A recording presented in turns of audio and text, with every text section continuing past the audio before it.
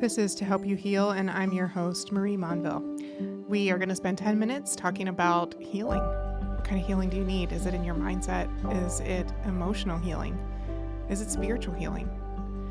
You know, there's a lot of healing that we all need, and this is where you're going to find it every week, 10 minutes on Tuesday. I'm so glad you're spending this time with me. Thanks for joining me on this episode of To Help You Heal. We are still in this series, Stories That Shaped Me, as I share stories from my life each week. This week, I want to talk to you about forgiveness. If you were to guess what story I was going to share this week, especially knowing that the anniversary of the Amish schoolhouse shooting is coming up, you'd probably guess it would be this one. Because when I think of all the stories that have impacted me so much, this is one that really stands out at the top. The forgiveness that I experienced from the Amish community, what that looked like in my life, and how that impacted me. Those are some of the things that I want to share with you. And then also talking about the space of forgiveness, because we all end up walking paths of having to forgive someone.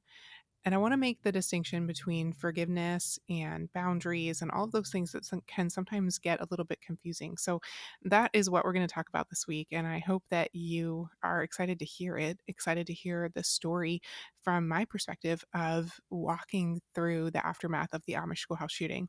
So, on the day of the shooting, the members from the Amish community came to my parents' home that very afternoon. And, you know, for me, when I think about that, if they would have come several weeks later, it would have been incredible. But the very fact that they came on the afternoon of the shooting, just a couple hours after it had happened, was remarkable. And I'll never forget that moment. I saw them. I was in my parents' kitchen. I was looking out the window and I saw them coming down the street. And I was thinking, I know they're coming here. You know, this was the town that I had grown up in. I knew them. We weren't strangers. And so when I saw them coming down the street, I knew they were coming to my parents' home. And I was also thinking, I have nothing to offer them.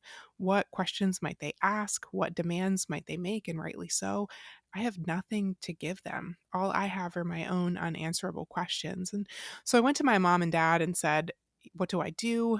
What do I say? And my dad said, it's okay, Marie. I'll go out and talk with them. You can stay inside. And I couldn't hear what they said, but I saw everything from that window. I saw the way that the men put their hands on my dad's shoulders. I saw the tears that flowed down everyone's faces. And I saw the way that they embraced my father before they walked away. And when he came inside, we waited for him to collect himself from the emotion of that moment. And he said, Marie, they came because they were concerned about you. They wanted you to know that they had forgiven Charlie and they were extending grace and compassion over your family. And for me, that was stunning.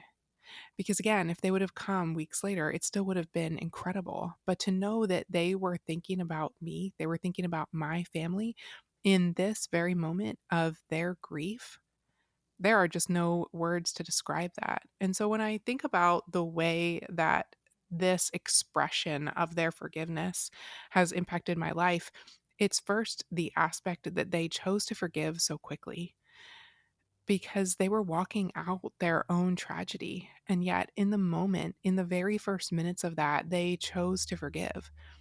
And you know, if you would have asked me prior to October 2nd, 2006, Marie, what is forgiveness? I would have said probably something really generic like, well, that's what happens when someone has hurt you and they recognize it. They want to make amends for that. And so they come and they apologize and they're willing to do whatever is necessary to restore the relationship. But when I consider forgiveness from the lens of October 2nd, 2006, it's a completely different definition because their choice to forgive Charlie, my choice to forgive Charlie, it had nothing to do with Charlie. It was this space where we could only do that with God, where we would invite his healing in and let go of the pain that we were holding. You know, I think forgiveness equals freedom. It's the opportunity to let go of things that weigh heavily on us. And in many ways, I think that their expression of forgiveness for Charlie and the grace that it caused in their hearts toward my family, that forever changed what I think forgiveness is, because forgiveness isn't just this thing that we do inside of ourselves that has no outward extension. You know, if they would have only forgiven Charlie and yet not come to tell me about that, still incredible. But the fact is, they didn't just forgive Charlie in a private moment in and of themselves. They then felt compelled to do something with that forgiveness. So when I think about forgiveness now, it's more that grace to release and to invite God to bring healing that only He can do. But then it's also the extension of what am I going to do with that? That forgiveness carries grace. And for me, it wasn't just that day that they came to my parents' home. It continued to unfold throughout the days and weeks and months afterward. On the day of Charlie's funeral, we gathered at the church where the burial was to take place. The police had assured me that there wouldn't be any media allowed on church property. But when we pulled into the parking lot, I could see the media right across the street from the church, and they all had camera lenses the size of telescopes. And so as I'm getting out of my car and getting my children, I was thinking, God, how are you going to protect us? How am I going to protect my kids from having the world look on in this private moment of our grief? I don't want to be plastered across every newspaper and the internet. And out of the corner of my eye, as I was getting out of my car and saying these things to the Lord, I saw something. And it was a group of Amish members from our community, single file in a line, one after another. And they stood between me and the graveside and the media with their backs to the media. So all that anyone could see when they were looking with their cameras was the way that the Amish community protected us. And if you know anything about the Amish, you know that they don't want to have their picture taken. They believe that it violates one of the 10 commandments, thou shalt not make any graven images. But they chose to put themselves in that place, out of this place where forgiveness wasn't just this thing, again, just between them and God. It was something that prompted them to action. And it's continued in the years since through phone calls and cards and conversations that we've had in person, them just extending life and compassion to my family, genuinely wanting to know how we were doing, being concerned about us, thinking about us, saying things that were just incredibly beautiful and healing. When we finished that time at the graveside, they came towards us in that single file line, and we met each other face to face, not necessarily saying anything, but our eyes saying something that words could not describe. And I think, when I think about forgiveness, that's what I see the way that they came to my parents' home. I see the way that they came to the graveside. I see the way that they came to me. That's what forgiveness is. It was tangible action, it was compassion, and it was their presence. And so, as this story has unfolded over the years, it's also been captured to some degree in the movie Amish Grace. And I just want to clarify by saying that movie is not true. It is a fictional adaptation of a true story. So the book that it's based on was true, but Lifetime bought the rights to that book. And so they could make a movie telling any story that they wanted. I was portrayed in the movie. The Amish community was portrayed in the movie. Lifetime did not have to get our permission.